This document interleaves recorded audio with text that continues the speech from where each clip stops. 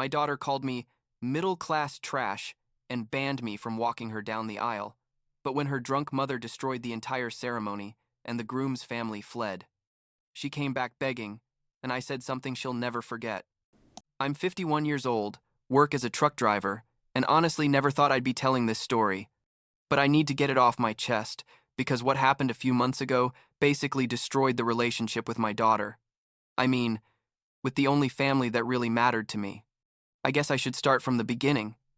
When I met Susan, my ex-wife, because without that context, none of this makes sense. You know what I mean? We met when I was like 24. She was 22. We both came from humble families. You know, the kind where your parents work double shifts just to pay rent and put food on the table. We fell in love fast, like one of those romances you think only happen in movies, and we decided to get married a year into dating. We didn't have much money. Honestly, our wedding was in my parents' backyard with like 30 people, but we were happy. Or at least I thought we were. I drove trucks doing regional routes, nothing fancy, but it paid the bills, and Susan worked part-time at a clothing store until she got pregnant with Lauren. When our daughter was born, we decided Susan would stay home because daycare costs were insane, basically would have taken her entire paycheck, so it didn't make sense. The first few years were tough financially, I'm not gonna lie. I worked like 14 hours a day, sometimes more, doing routes that kept me away from home 3 or 4 days at a time. But I did it gladly, because every time I came back and saw my little Lauren run toward me yelling, "Daddy," I felt like everything was worth it. Susan seemed happy too, or so I thought. She stayed home, taking care of Lauren, cooked, kept the house, and when I got home, there was always hot food and my family waiting for me. We didn't have luxuries. Like we never went on vacation anywhere, fancy, or anything like that. But we had what we needed, and we had each other. And honestly, I thought that was enough. Everything changed when Lauren turned 7. Susan said she wanted to go back to work, that I needed to do something more than stay at home. And I understood perfectly. I mean, Lauren was in school all day, so Susan had free time. She got a job at one of those upscale cafes, you know, the ones that charge like $6 for a latte and have fancy names for everything. The place was in the rich part of town, and Susan was excited because the tips were good, and she liked the atmosphere. Said it was very different from what she was used to. At first everything seemed fine. She was happier, more animated, and I was glad to see her like that. But after a few months I started noticing changes. Susan would come home later than she should, always with excuses about having to stay cleaning or helping to close. She started dressing differently, like more dressed up, wearing makeup every day when before she only wore makeup for special occasions. She'd buy things I knew we couldn't afford with our income, designer clothes, expensive perfumes, and when I'd ask where the money came from, she'd say they were gifts from her coworkers or that she'd found them on sale. Looking back, I should have seen it coming. All the signs were there, but I guess you don't want to believe the person you love is lying to your face. The night everything exploded was a Friday. I remember I'd just gotten back from a long route and was exhausted. Lauren was already asleep. It was like 11 at night, and Susan came home completely drunk, stumbling and smelling like whiskey. I'd never seen her like that. She wasn't much of a drinker, so I immediately knew something was wrong. She sat on the couch and without any preamble told me, "I have to tell you something. I'm having an affair." Just like that. No beating around the bush or anything. I felt like I'd been hit in the stomach with a baseball bat, literally couldn't breathe right, and all I managed to say was, "With who?" Turns out it was with a customer from the cafe, a guy named Jonathan, about 43 at the time, owner of who knows how many properties and businesses, basically a millionaire, you know, the typical rich man who frequents those fancy places. Susan told me she was sorry, but that she'd fallen in love with him, that Jonathan showed her a world she'd never known, that he took her to expensive restaurants and bought her nice things, and that she wanted a divorce. The worst part, what really destroyed me, was when I asked what would happen with Lauren, and she just shrugged and said, "You can keep her. Jonathan doesn't want kids in his life. Can you believe it?" She was willing to abandon her 7-year-old daughter for a man who didn't even want the child to be part of his life. There was no custody fight, no legal drama. Susan simply signed the papers giving me full custody and left. Lauren woke up the next day, and her mother was gone, and I had to explain to a 7-year-old why mommy had left and wasn't coming back. The next 17 years, I basically dedicated myself to raising Lauren alone. I worked my roots, but I managed to change them to be home more, which meant less money but more time with my daughter. I took her to school every morning, went to all her parent-teacher conferences, learned to braid her hair, even though they came out horrible at first, cooked her favorite meals, helped her with homework, went to all her school recitals, sporting events, everything. I never remarried, never even seriously dated anyone, because all my energy and time were dedicated to making sure Lauren had the best life possible, despite her mother having abandoned us. Susan, for her part, appeared sporadically in Lauren's life, like once or twice a month, always loaded with expensive gifts bought with Jonathan's money. She'd buy her designer clothes, the latest iPhone every time a new one came out, take Lauren to spas and fancy beauty salons, take her shopping at luxury malls. And I gave her what I could, which was love, stability, a roof over her head and food on the table, but obviously I couldn't compete with the material gifts Susan gave her. Lauren would always come back from visits with her mother, excited about all the new things she had, and I was happy to see her happy. But it also hurt knowing that Susan was basically buying our daughter's affection without doing any of the hard work of being a parent. The funny thing is, Jonathan never married Susan. Turned out to be a guy who had affairs with multiple women at the same time. But Susan stayed with him all these years anyway, I guess for the money and the lifestyle.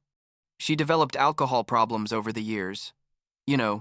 Drank more and more, and although I'd hear about things through comments Lauren would casually drop, it was never my problem because Susan was no longer my wife or my responsibility. Lauren grew up and decided to be a hairstylist, enrolled in cosmetology school after high school. I was proud of her, like she had a goal and was working toward it. But after she turned 18, our relationship started to change. She began spending more and more time with Susan, going to expensive restaurants, traveling to places I could never afford, and every time she came home, she seemed less interested in spending time with me. She talked constantly about material things, about clothing brands, about luxury cars, about exclusive places, and when I tried to have deep conversations with her about her life or her plans, she'd kind of shut down or change the subject. Like 2 years ago, Lauren met Matthew at the salon where she worked. Matthew comes from a super rich and traditional family, one of those old money families that have very specific values about how things should be.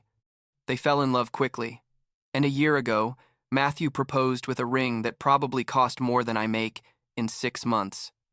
Lauren was super excited planning the wedding, which obviously was going to be a huge and expensive event, all paid for by Matthew's parents because they have that kind of money. One day, Lauren came to my house and told me she needed to talk about the wedding. I was excited, thinking maybe she was going to ask me to come with her to pick something out, or wanted my opinion on some detail. That kind of father-daughter stuff. But instead she told me, "Dad, I decided we're not doing the walking down the aisle thing. It's a patriarchal and outdated tradition, and Matthew and I want a more modern wedding." I was like, "Okay, it's your wedding, do what makes you happy." Although honestly it hurt a little because I'd always imagined that moment of walking my daughter toward her future. But I respected it because I thought it was genuinely a decision based on her values. Everything changed one afternoon when I went to drop some things off at Lauren's apartment. She wasn't there, but had left the door open and told me by text to leave the things inside. While I was putting the stuff in her living room, I heard her laptop make that notification sound, and the screen lit up showing an open email. I wasn't going to read it, I swear, but I caught a glimpse of the words Jonathan and walking down the aisle, and something in my stomach twisted. I couldn't help it. I went over and read the entire email. It was from the wedding planner confirming that Jonathan was going to practice walking down the aisle with Lauren the following weekend, and there were details about how they were going to coordinate it to make it look perfect. I felt like my heart had been ripped from my chest. That whole story about it being a patriarchal tradition and that they weren't going to do it was a lie. The truth was that Lauren wanted Jonathan, the man who destroyed our family, the man for whom her mother abandoned us, to be the one to walk her down the aisle instead of me. I sat on her couch and literally couldn't process what I'd just discovered. All those sleepless nights when she was a baby and cried, all those years working double shifts to give her a decent life, all the school recitals, the scraped knees I cleaned, the nightmares I woke her from, the breakfasts I made her before school. Everything. Absolutely everything. And she preferred that guy who didn't even want to meet her when she was a child to have that honor. When Lauren got to her apartment, she saw me sitting there and immediately knew something was wrong. "Dad, what's wrong?" she asked me, and I just told her, "I saw the email about Jonathan and the wedding." Her face went pale and she started with the excuses, that she was going to tell me, that she didn't know how to explain it, that she didn't want to hurt me. I asked her directly, "Why him and not me?" And what she told me next, honestly, still hurts when I think about it. She told me that Matthew came from a very traditional and conservative family, that his family expected a certain type of presentation at the wedding, and that Jonathan, with his wealth and his businesses and his social status, was more appropriate to impress Matthew's parents and their guests. So I said, "And what am I? Am I not good enough for your wedding?" And here comes the part that really destroyed me. Lauren, my daughter, the girl I raised alone for 17 years, looked at me with that frustrated face and told me, "Dad, let's be honest, you're a middle-class truck driver. Jonathan is a successful businessman. He has class, he has sophistication. Matthew's family expects a certain level, and you simply don't fit that image. You're a middle-class piece of junk that doesn't have the refinement they need to see." She used those exact words. Middle-class piece of junk. I felt like I'd been slapped. This was my daughter, the person I sacrificed everything for, telling me I wasn't good enough to be at her wedding because I didn't have enough money or social status. I got up from the couch and told her very calmly, "Okay, Lauren, I understand perfectly." She got surprised and started saying, "Dad, don't be dramatic. You can come as a guest." But I interrupted her and told her, "No, I'm not going at all. If I'm not good enough to walk you down that aisle after everything I did for you, then I'm not good enough to be there, period." She started crying and saying I was overreacting, that I didn't understand the pressure she had with Matthew's family, that she had to impress them, but I was already at the door. I told her, "I hope your wedding is everything you dreamed of," and I left. That night, I got home and blocked Lauren on everything. Phone, social media, email, everything. Changed my phone number the next day.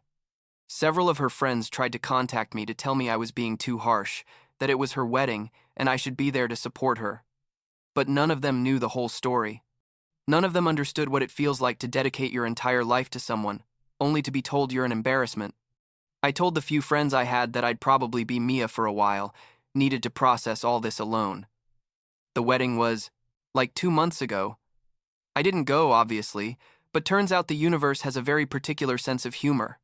I found out what happened through a friend who knows someone who was there, and I also saw some things on social media before I deactivated my accounts for a while. Turns out Susan arrived at the wedding extremely drunk, could barely walk straight. During the cocktail hour before the ceremony, she started flirting very inappropriately with Matthew's father in front of everyone, touching his arm, laughing exaggeratedly at everything he said, basically making a scene. Jonathan, who was also there, saw her and got furious. They had a huge fight in the middle of the reception, yelling at each other in front of all the guests. Susan, in her drunken state, started screaming about all the affairs Jonathan had had during the years they'd been together, revealing that he never married her because he was simultaneously with 3 other women, that she knew about his lies and his infidelity but had stayed for the money, that their whole relationship was a farce.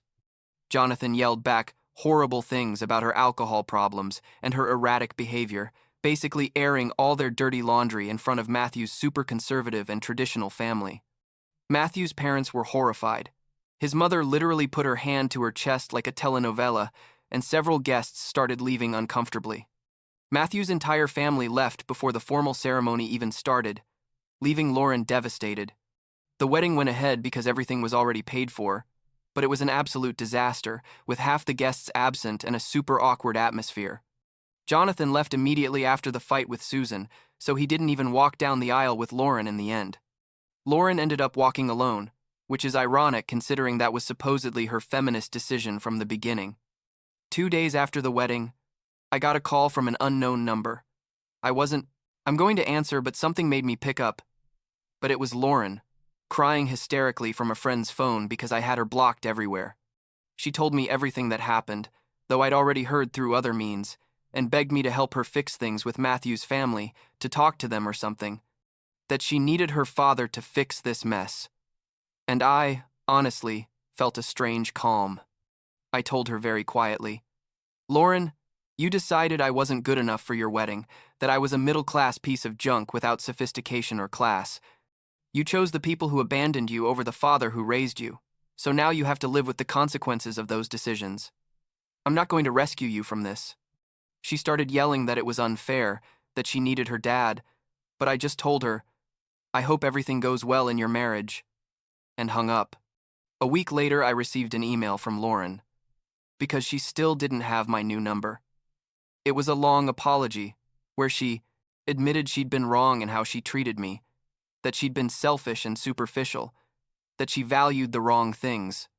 But then, in the same email, she also blamed me for not being there to save her wedding, for not helping her when she needed me most, for abandoning her in her darkest moment. And that confirmed to me that she still didn't understand anything. I didn't respond. I don't even know if I'm ever going to respond. Now I'm focusing on myself for the first time in decades. I joined a biker club, something I always wanted to do but never had time for. And I've made incredible friends who don't judge me for my work or my socioeconomic level, who just want to drink beer and go riding on weekends. It's liberating, honestly, doing things just because I want to do them, not because I have to take care of someone else or sacrifice myself for another person. Last week, my new friends helped me create a profile on a dating app. I'd never done that, it makes me a little nervous because I'm 51 and haven't been in the dating game for like 20 years, but they convinced me. I already have my first date this Friday with a woman named Casey. She's 48, also divorced, works as a nurse, and from her messages, she seems like a genuinely good person. I don't know what's going to happen. Maybe nothing, maybe something, but for the first time in a long time, I'm doing something just for me, not to impress anyone or to meet anyone else's expectations. Sometimes I wonder if I was too hard on Lauren, if I should have forgiven her and kept trying to have a relationship with her. But then I remember her words, middle-class piece of junk, and I realize I can't keep accepting that kind of treatment just because she's my daughter. I spent 17 years being the best father I could be, sacrificed everything for her. And if that wasn't enough, if she preferred money and status over genuine love, then that's her decision and she has to live with it. I already did my part, raised a person who had every opportunity to be good and kind, and if she chose not to be, that's not my responsibility. I don't know what's going to happen with Casey on Friday. I don't know if Lauren will ever truly understand what she did. I don't know if we'll ever reconcile, or if that's something that's already in the past. What I do know is that for the first time in decades, I'm putting myself first. I'm building a life that's for me, and not to sacrifice myself for someone who doesn't appreciate it. And that, I guess, is enough for now.